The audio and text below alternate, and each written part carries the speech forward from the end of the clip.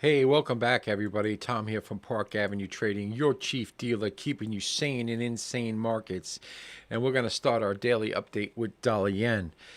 Oh, man, I was completely wrong yesterday, and I did get out unscathed, and I'll explain that in a second. But I really thought dollar yen was going to trade back down to 148 the figure. No, marketplace decided it's not going to do that. And really, my game plan yesterday was to get short dollar yen. If I could get in the money with dollar yen, then I would leg into the sterling yen cross by going actually selling cable. So I could kind of hedge myself naturally in the sterling yen cross being short sterling yen. Thank goodness I actually ended up getting long sterling yen yesterday on a breakout at 193.45. I was anticipating the break of the previous high of 48, rode it up, moved my stop right now to 193.95. Now that's under a little pressure right now, so I did have a chance to get out at like almost close to 195 the figure, but alas, greed got me. So right now my stop is where my stop is. It would be 1 hour profit instead of 2.5 hour profit. But that's neither here nor there. Let's talk about what's going on in dollar yen right now.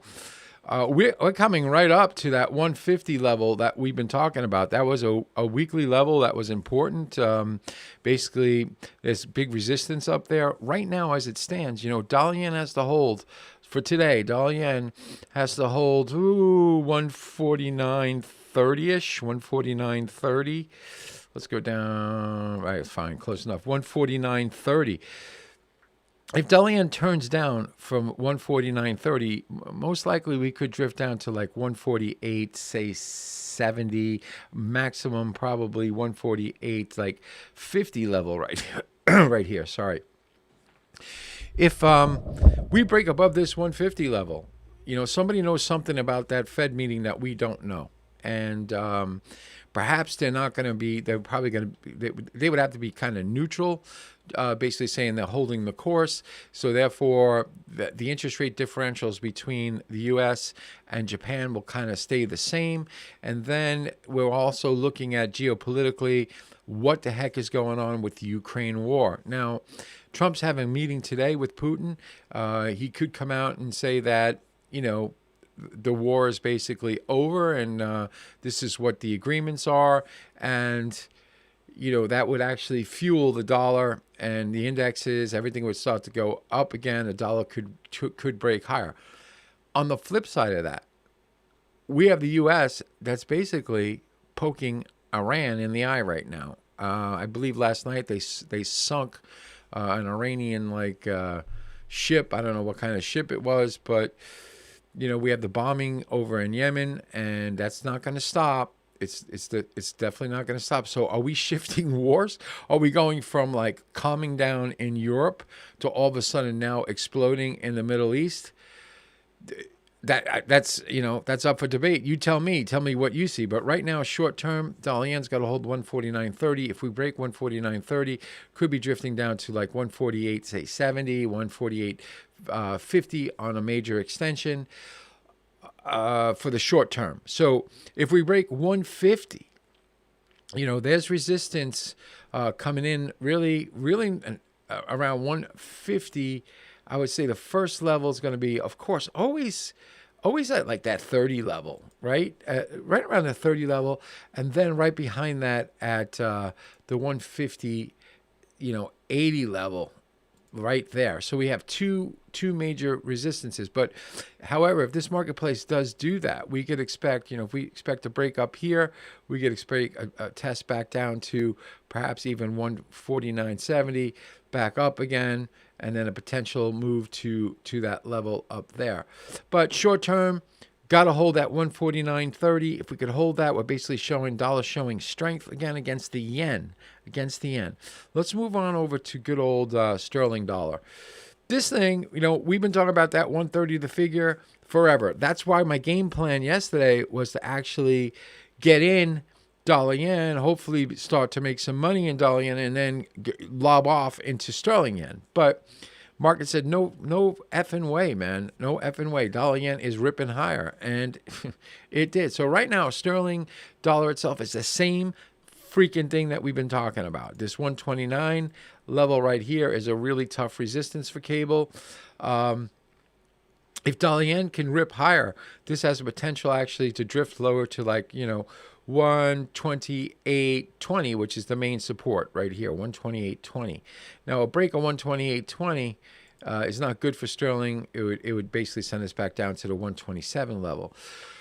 Right now, as it stands, sterling dollar has to hold above the 40 level, 129. I'll even go a little bit, give it a little skid. I'll go 129.30. 129.30 is the point that it has to hold. If it breaks this, if there's no real muzzle velocity sending it lower because dollar yen is basically stable, it's probably going to do like a little bit of consolidation right over here. We could see some consolidation. That's a little bit too big of a circle. A little bit consolidation right in this level area, 128.80, 129.30, like that, before the market truly decides whether or not it's going to break lower. But the break of 129.31 is definitely a warning to take note of. Okay, let's go on over to good old sterling yen. Oh, man. Sterling yen. Well, right now, there's resistance at 194.50. There's the new resistance line, short term, 194.50. It's got to crawl back above that. If it cannot, I think my stop's going to be hit at 193.95. They're gonna punch it down lower. And knock my stop out. Hey, that's okay, but I'm hanging on tight, both hands in my teeth. So below this 194.50 level, we're looking at a test of the 193. Say, I'm gonna go 193.80 level. So in order to continue showing strength, we got to get above that 194.50 right now. And we could test to 193.78 as it stands right now. Now, a break of 193.78, something's up with cable or something's up with dollar yen. And most likely, it's the dollar yen, because people could actually all of a sudden now just change directions in dollar yen and sell it off because they're just waiting to see what comes out of this Fed meeting. So the points should have been given out earlier, because I would have said, a break of 50, could go down to here, 193.70, but we're a little bit late to the party here. Now, we got to watch that level at 193.78. I do believe that level will hold for the day, and the market could rebound off of that and then go test the 194.50 again. Could be a little bit of a whipsaw today. So let's go on to good old euro yen. Euro yen blew through a resistance point I had, and right now, the critical price in euro yen. Let's go down to a 1 hour chart. Let's see what's going on with this on a 1 hour chart. Hang on here. What did we get up to? 164.18. Man, I was totally wrong with that, and sorry about that. I have to apologize for that. So 164.18 times 0.9944. 163.26. 163.26. Let's get this one up there. 163. Close enough. 163.24 has to hold. That's a critical price for it. If it drops below that, we could expect it to drift back down to like 162.70-ish. 162.70. 162.73. Close enough. Let's change this to a different color. Let's get it here. So the only way it continues showing strength is stays above 163, say 25. Okay, and if it could get above, this high bar's close on the day, 164 the figure, we could get a run up to like 164, say 50. 164.48, 50, right? So that's what I got going on for you guys in the crosses and also in dollar yen and sterling dollar. Please, if you like what you see, make sure you smash the like button, subscribe, share my videos far and wide because I want to build a big trading community. And remember, always, always enjoy the party, but dance near the door. Cheers.